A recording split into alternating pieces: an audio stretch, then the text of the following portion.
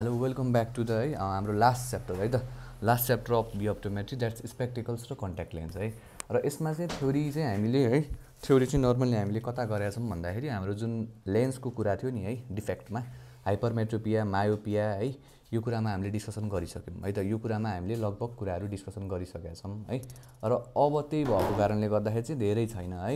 अब हामीले नर्मल्ली क्वेसन्सहरू डिस्कसन गर्छौँ यसको है सेम एज द्याट है सेम एज थ्योरी है हामीले गरिसक्यौँ है कहाँ गऱ्यौँ भन्दाखेरि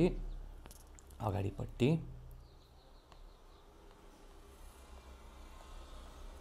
है सेम एज कहाँ भन्दाखेरि हामीले अप्टिकल कुन च्याप्टरमा गरेका थियौँ भन्दाखेरि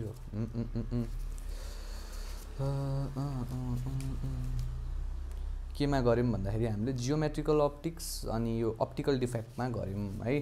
अप्टिकल डिफेक्ट है अप्टिकल डिफेक्टको कुराहरूमा गरिसकेका छौँ है स्पेक्टिकल्स र कन्ट्याक्ट लेन्सको हिसाबले है त त्यो भएर अब चाहिँ हामी let's get into the questions है हजुरले सिम्पल छ त्यस्तो धेरै क्वेसन्सहरू छैन so we will go as per questions है सिम्पल मैले भनेको थिएँ फार साइटनेस छ लामो नाम छ हामीलाई कस्तो खालको लेन्स चाहिन्छ भन्दाखेरि छोटो चाहिन्छ लामो नाम छ हामीलाई सर्ट चाहिन्छ भनेको के त भन्दाखेरि कन्भेक्स बाइफोकल लेन्स है बाइफोकल मैले भनेको थिएँ बाइफोकल केमा हुन्छ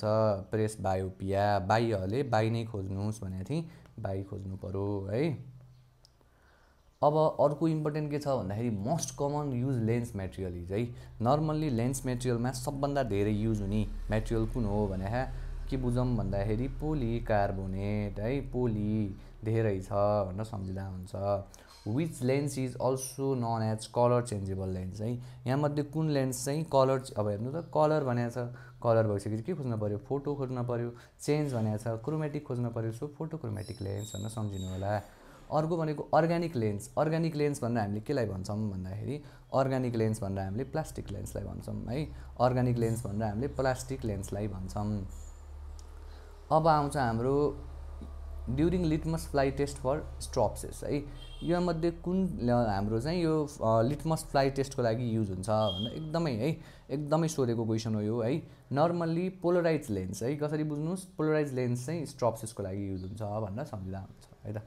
मोस्ट कमनली युज सफ्ट है कन्ट्र्याक्ट लेन्स मेटेरियल है most commonly use contract lens material भनेपछि कुन हुन पर्यो त हेमा भनेर सम्झिनुहोस् है हेमा भनेर है त मोस्ट कमनली युज सफ्ट भनेको हेमा हिम छ हिम है स्नो सफ्ट हुन्छ नि त हिम भनेर सम्झिनुहोस् है त स्नो सफ्ट हुन्छ most commonly use contract lens after the refractive surgery है सर्जरी भर्खर हाम्रो रिफ्र्याक्टिभ सर्जरी गरिसकेपछि नर्मल्ली युज गरिने लेन्स कुन हो भनेर सोध्छ that's most commonly use lens contact lens कुन हो भनेर सोद्धाखेरि सिम्पल है ब्यान्डेज भनेर सम्झिनुहोस् ब्यान्डेज लगाउँछौँ सर्जरी पछि भनेर सम्झिँदा हुन्छ है ब्यान्डेज लेन्स भनेर रहेछ the most commonly type of refractive error is है नर्मल्ली रिफ्र्याक्टिभ इरर सबभन्दा कमन खालको रिफ्र्याक्टिभ इरर कस्तो हुन्छ त भनेर क्वेसनले सोधेको छ है रिफ्र्याक्टिभ इरर के हो त भन्दाखेरि रिफ्र्याक्टिभ इरर हुन्छ हाम्रो मायोपिया है short sightedness which contact lens have larger diameter यहाँमध्ये लार्जर डायमिटर के को हुन्छ भनेर सोधेको छ स्क्लेरल है स्क्लेरलको लार्जर डायमिटर हुन्छ एलएल सो लार्ज भनेर सम्झिनु होला स्क्लेरल डायमिटर भनेर है त अब हेमा फेरि आयो हाम्रो हेमा आयो है हेमा केमा हेमा इज भने हेमाले के गर्छिन् भन्दाखेरि हेमा भन्ने केटीले हेमाले के गर्छिन् पानी खान्छन् है पानी ड्रिङ्क भनेर सम्झिनुहोस् है जसरी सम्झिनुहोस् अब यसमा चाहिँ के हुन्छ हाइड्रोफिलिक है हाइड्रोफिलिक हेमा चाहिँ के छिन् हाइड्रोफिलिक छिन् अब आउँछ aspheric lens is use for correction of है एस्फेरिक लेन्स के को लागि युज हुन्छ भन्दाखेरि